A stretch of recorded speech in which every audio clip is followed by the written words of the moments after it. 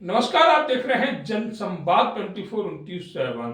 वीरांगना अवंती बाई एक ऐसी महिला जिन्होंने 28 साल की उम्र में अंग्रेजों के दांत खट्टे करते हुए वीर गति पाई। आज डीएलएफ अंकुर विहार नगर पालिका का वार्ड नंबर 33 में 194वां जन्म दिवस रानी अवंती बाई का मनाया जा रहा था।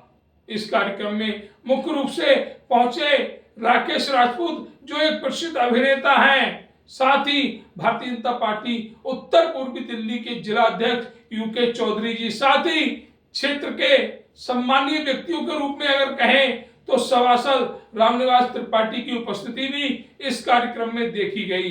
कार्यक्रम में जोश और उल्लास के साथ वीरांगना के बारे में बताया जा रहा था कैसे लोधी समाज की यह रानी अवंती बाई अंग्रेजों से लड़ते हुए वीर गति को प्राप्त हुई। उन्होंने दुनिया छोड़ने से पहले अंग्रेजों के दांतों चने चबा दिए। ऐसी थी वीरांगना रानी अवंती बाई, जिनका 194वां जन्म दिवस बहुत ही धूमधाम के साथ लोनी नगर पालिका के वार्ड नंबर 33 में मनाया जा रहा था।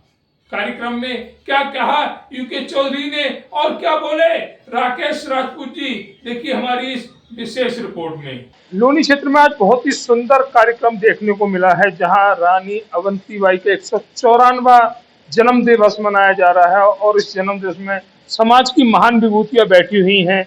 मशहूर अभिनेता, कई फिल्मों में कार्य कर चुके, कई फिल्मों को डायरेक्ट कर चुके राकेश राजपूत जी हमारे साथ जुड़े हुए हैं, साथ ही क्षेत्र के सभासद जी हमारे साथ जुड़े हुए हैं। सभी लोग मिलकर इस आयोजन को पूर्ण कर रहे हैं और अपनी उपस्थिति दर्ज करा रहे हैं। कहते हैं नेता सब बन जाते हैं, लेकिन जन नेता वो कहलाया जाता है जो समाज को आगे लेकर चलता है।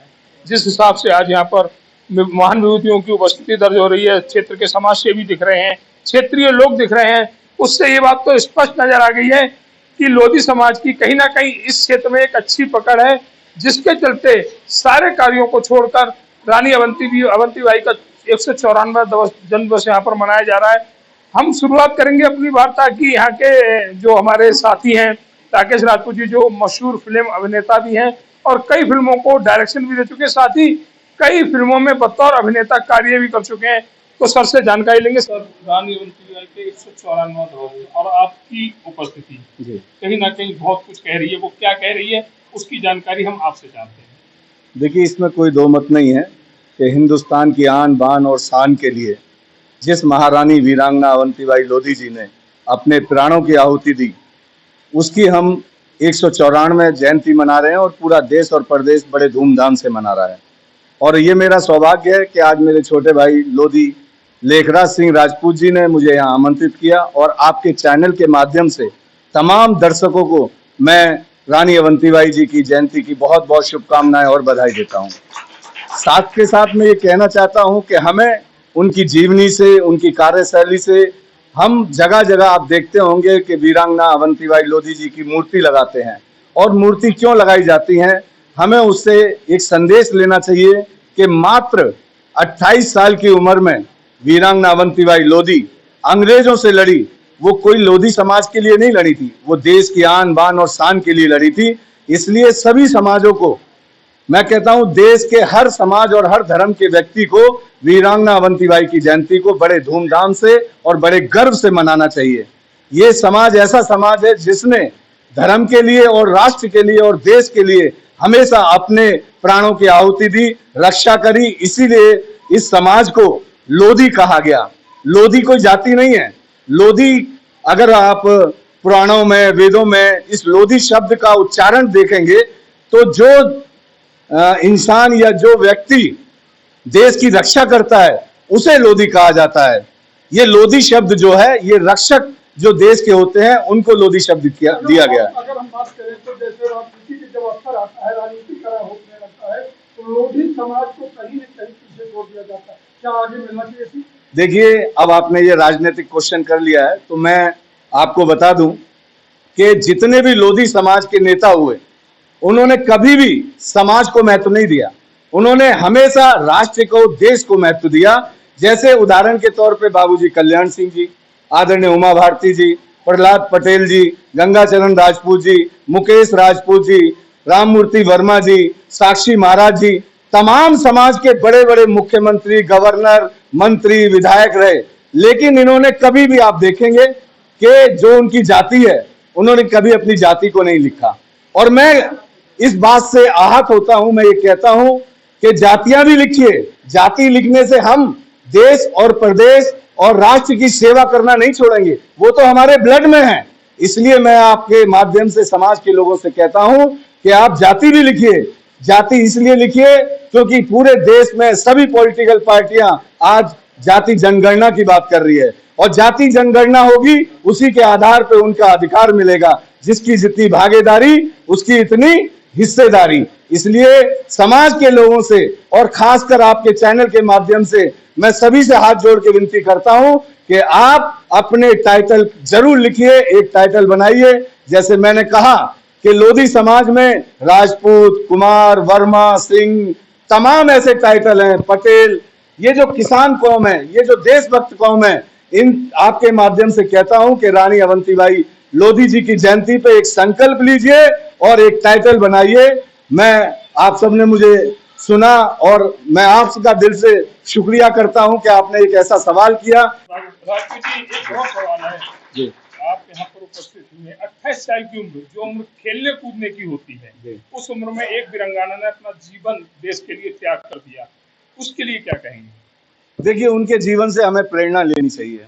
जिस समाज की महिला ऐसी क्रांतिकारी हो, और अगर राजनीति ना हो इस देश के अंदर, राजनीति भी ऐसी जो शोषित और वंचित समाज को केवल बधुआ बनाने का काम करती हो, उन ऐसी मानसिकता वाले लोगों को कहना चाहता हूं कि वीरांगना अवंतीबाई लोधी के जीवन से हमें ये सीखना चाहिए। जिस समाज की महिला ऐसी क्रांतिकारी है, उस समाज के पुरुष और युवाओं से आप उम्मीद करिए अगर उनके साथ आप साथ दें तो ये देश न जाने कितना विश्व गुरु बन जाए। केवल बातों में नहीं, हकीकत में ये विश्व गुरु बन सकता है।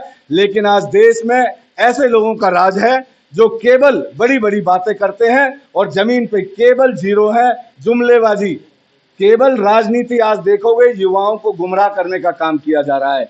मैं अपने शब्दों में कहता हूं कि धोखा, धोखा शब्द एक ऐसा शब्द है जो समाज को केवल धोखा दिया जा रहा है। वो ऐसा है कि ऐसा नहीं कि केवल शोषित वंचित, वो हर समाज के वर्ग को धोखा दिया जा रहा है, किसी के साथ न्याय नहीं हो रहा है। जैसे कि आप देखोगे गलत जीएसटी, किसानों के साथ, महिलाओं के साथ, स्वास्थ्य की बात करिए, शिक्षा की बात करिए, किसी भी समाज को कोई न्याय नहीं मिल रहा है। अब तो आज नई चीज आप देख रहे हो कि वोट चोरी। हम लोग जो संविधान को मानते हैं, हम लोग जो लोकतंत्र को मानते हैं, आज ये क्लियर हो गया कि इस सरकार में ये जो सरकार बैठी है वो किसके आधार पे बैठी है? वोट के आधार पे। और ये क्लियर हो गया कि आपने चंडीगढ़ में देखा, अब तो सुप्रीम कोर्ट ने भी ये कह दिया कि वोट चोर गद्दी छोड़, वोट चोर गद्दी छोड़। हम सबको एकजुट होकर, मैं कोई जात की, धर्म की बात नहीं करता, मैं देश की बात करता हूं, मैं राष्ट्र की बात करता हूं। राष्ट्र तभी बचेगा जब ढोंगी पाखंडियों से मुक्त होगा।